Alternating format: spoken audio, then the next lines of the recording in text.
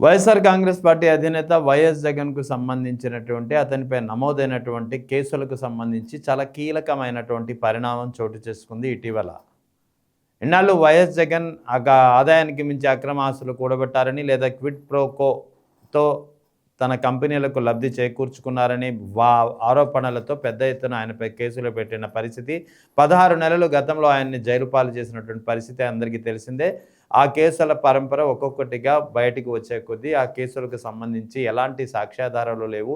ఇదంతా కల్పితమైనటువంటి రాజకీయ ప్రేరేపితమైనటువంటి కేసులే తప్ప మరేవి కావు అనేది ఒక్కొక్కటిగా ఆ కేసుల సంగతి బయటకు వచ్చే కొద్దీ తెలుస్తోంది.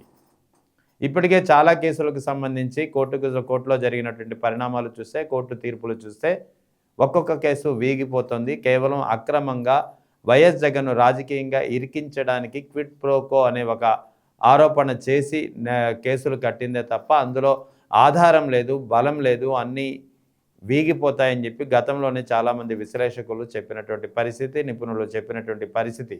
కానీ ఇప్పుడు ఒక్కొక్కటిగా వీగిపోతుంటే నిజం అనేది ఏదో ఒకరోజు బయటకు వస్తుంది అనేది ఖచ్చితంగా ఇప్పుడు తెలుస్తోంది. ముఖ్యంగా వైఎస్ జగన్కు సంబంధించినటువంటి ఈ కేసులో వ్యాన్పిక్ అనేది చాలా కీలకమైనటువంటి వ్యాన్పిక్ ప్రాజెక్టుకు సంబంధించినటువంటి భూముల కేటాయింపు కానీ ఆ ప్రాజెక్టుకు సంబంధించినటువంటి చేకూరినటువంటి లబ్ధికి సంబంధించినటువంటి అంశంలో వైఎస్ జగన్ పేరును కూడా ఇన్వాల్వ్ చేస్తూ పెద్ద ఎత్తున అప్పట్లో సిబిఐ కేసులు నమోదు చేసింది. ఎన్ఫోర్స్మెంట్ డైరెక్టర్ కూడా ఇన్వాల్వ్ అయింది. పిఎంఎల్ఏ అంటే మనీ లాండరింగ్ యాక్ట్ కింద కూడా కేసులు నమోదు చేయడంతో ఈడీ కూడా ఇన్వాల్వ్ అయినటువంటి పరిస్థితి. సో అటు సిబిఐ అటు ఈడీ కేసులు ఒక్కొక్కటిగా ఈ మధ్యకాలంలో వేగిపోతూ వస్తున్నాయి. ఇప్పుడు తాజాగా వ్యాన్పిక్కు సంబంధించినటువంటి కేసులో కూడా చాలా కీలకమైన పరిణామం చోటు చేసుకుంది. ఇది వైఎస్ జగన్కు సంబంధించినటువంటి కేసులలో ఒక తీవ్రమైనటువంటి ఒక కీలకమైనటువంటి ఒక రిలీఫ్ అని చెప్పవచ్చు. ముఖ్యంగా తెలంగాణ హైకోర్టు ఇటీవల ఎన్ఫోర్స్మెంట్ డైరెక్టర్ అంటే ఈడీ ఈ వ్యాన్పిక్కి సంబంధించినటువంటి వైఎస్ జగన్పై నమోదు చేసినటువంటి కేసులకు సంబంధించినటువంటి విచారణలో భాగంగా ఈడీ యొక్క అప్పీల్స్ను, ఈడీ చేసినటువంటి విజ్ఞప్తులను, ఈడీ వేసినటువంటి పిటిషన్ను తెలంగాణ హైకోర్టు పెద్ద ఎత్తున డిస్మిస్ చేసినటువంటి పరిస్థితి. అసలు వాస్తవానికి ఈ కేసు గురించి మాట్లాడుకుంటే వ్యాన్పిక్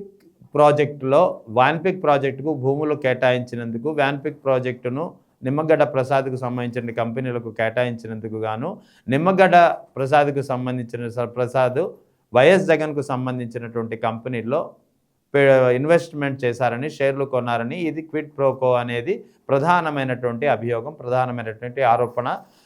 దీనిపై కేసులు నమోదైనవి. ముందు సిబిఐ కేసు నమోదైంది. తర్వాత ఈ నిధుల్ని పక్కదారి మళ్లించారు. ముఖ్యంగా మనీ లాండరింగ్ కూడా జరిగిందంటూ money laundering act, PMLA act కింద కూడా కేసు నమోదు చేసింది ఎన్ఫోర్స్మెంట్ డైరెక్టర్. దీనిపై విచారణ క్రమంలో ట్రిబ్యునల్ ఇటీవల ఒక తీర్పు ఇచ్చింది. ఏమని? ట్రిబ్యునల్ ఇచ్చినటువంటి తీర్పు, ట్రిబ్యునల్ ఈ తీర్పును ఏ బేసిస్ చేసిందో అనేది చాలా క్లియర్గా ఇక్కడ మనం ఒక్కసారిగా అర్థం చేసుకోవాలి. వాస్తవానికి ఈ కేసుకు సంబంధించి ఈ కేసు ఎప్పుడైతే సిబిఐ ఈడీ కేసు కట్టిందో వైఎస్ జగన్కు సంబంధించినటువంటి ముఖ్యంగా వ్యాన్పిక్కు సంబంధించినటువంటి కొన్ని ఆస్తుల్ని ఇక్కడ సీజ్ చేసినటువంటి పరిస్థితి. సో ఈ ఆస్తుల్ని రిలీజ్ చేయాలంటూ బాధితులు పిటిషన్ వేసుకున్నారు. దీనికి సంబంధించినటువంటి విచారణ ముందుగా ట్రిబ్యునల్ కోర్టులో జరిగింది. ట్రిబ్యునల్ ఏం చేసింది? ఒక క్రోనలాజికల్ ఆర్డర్లో దీన్ని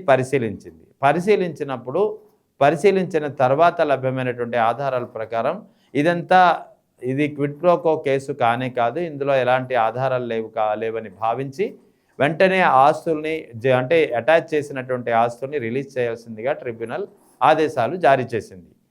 కానీ ఇక్కడ ఈ క్రోనలాజికల్ ఆర్డర్లో ట్రిబ్యునల్ పరిశీలించినటువంటి అంశాలు ఏమున్నాయంటే, వైఎస్ జగన్ కంపెనీలో పెట్టుబడులు ముందు వచ్చాయా, లేకపోతే వ్యాన్పిక్కు సంబంధించినటువంటి భూముల కేటాయింపు లబ్ధి అనేది ముందు జరిగిందా అనేది చాలా కీలకమైనటువంటి ప్రస్తావన జరిగింది. కానీ ఇక్కడ క్రోనలాజికల్గా ఎప్పుడైతే ట్రిబ్యునల్ దీన్ని పరిశీలించిందో వైఎస్ జగన్కు సంబంధించిన కంపెనీలో నిమ్మగడ్డ ప్రసాద్ కానీ ఇతర కంపెనీలు కానీ పెట్టుబడులు పెట్టడానికి ముందే వ్యాన్పిక్ అనేది ప్రాజెక్టు వెలుగులోకి వచ్చింది. అంటే వైఎస్ జగన్ కంపెనీలో పెట్టుబడులు క్విడ్ ప్రోకో కింద వచ్చాయని చెప్పి ఏదైతే భావిస్తున్నారో అది క్విడ్ ప్రోకో జరగలేదు. వైఎస్ జగన్కు సంబంధించిన కంపెనీలో పెట్టుబడులు పెట్టడానికి ముందే వ్యాన్పిక్ అనేది వెలుగులో ఉంది. అంటే ఇక్కడ క్విడ్ ప్రోకో అనేది జరగడానికి ఆస్కారం లేదు. సో క్రోనోలాజికల్ ఆర్డర్ అనేది అందుకే చెప్తున్నా. ఈ క్రోనోలాజికల్ ఆర్డర్ను పరిశీలించిన తర్వాత ట్రిబ్యునల్ అనేది అటాచ్ చేసినటువంటి ఆస్తులను రిలీజ్ చేయాల్సిందిగా ఆదేశాలు జారీ చేస్తే, దీన్ని ఛాలెంజ్ చేస్తూ ఎన్ఫోర్స్మెంట్ డైరెక్టర్ అనేది హైకోర్టుకు వెళ్తే, హైకోర్టులోని ఒక బెంచ్, డివిజన్ బెంచ్ గతంలో ఈ ఆర్డర్స్ను అంటే ట్రిబ్యునల్ కోర్టు ఏదైతే ఈ క్విడ్ ప్రోకోతో సంబంధం లేదు, క్విడ్ ప్రోకో జరగలేదు అంటూ ఆస్తులను అటాచ్ చేసినట్టు ఆస్తులను రిలీజ్ చేయాలంటూ ఆదేశాలు జారీ చేసింది. ఈ ఆదేశాలని హోల్డ్ చేస్తూ డివిజన్ బెంచ్ గతంలో ఆదేశాలు జారీ చేసింది. సో దాన్ని ఛాలెంజ్ చేస్తూ మళ్ళీ పిటిషన్ వేసినప్పుడు తాజాగా తెలంగాణ హైకోర్టు తెలంగాణ ఛాలెంజ్ చేస్తూ హైకోర్టులో కేసు వేయడం, అటు ఈడీ కూడా సవాలు చేయడం, ఈ అటాచ్ చేసినటువంటి ఆస్తులను రిలీజ్ చేయడానికి వీల్లేదంటూ ఈ పరిణామాల క్రమంలో హైకోర్టు మొత్తం ఇదే క్రానాలజికల్ ఆర్డర్ని మరోసారి పరిశీలించింది. సో ఇక్కడ క్లియర్గా కనిపిస్తోంది క్విడ్ ప్రోకో అనేది జరగలేదు. వైఎస్ జగన్ కంపెనీలో పెట్టుబడులు పెట్టడానికి ముందే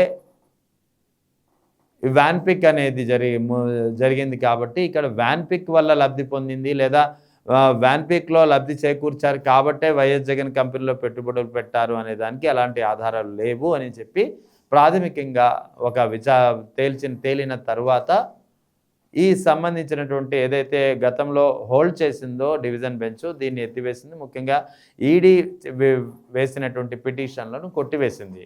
అంటే ఓవరాల్గా ఎన్ఫోర్స్మెంట్ డైరెక్టర్కి సంబంధించి వైఎస్ జగన్కు సంబంధించినటువంటి వ్యాన్పిక్కు సంబంధించినటువంటి కేసుల విషయంలో ఈడీ లేవనెత్తినటువంటి అభ్యంతరాలు, ఈడీ అభ్యంతరాలను కొట్టివేసింది హైకోర్టు.